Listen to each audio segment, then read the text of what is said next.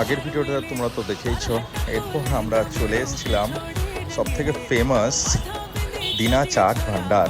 সবাই জানে যারা বেনারস থেকে ঘুরে গেছে আর বেনারসে এই রোডে থেকেছে।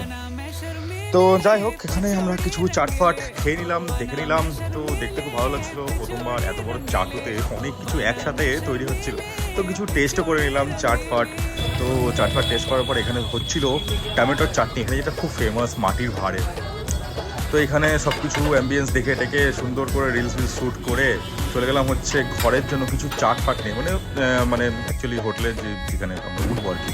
তো ওখানে চাটফাট নিয়ে বাড়ির ফ্যামিলি সবাইকে পাঠিয়ে দিলাম, আর আমি আর দাদা একটুখানি এদিক ওদিক ঘুরছিলাম।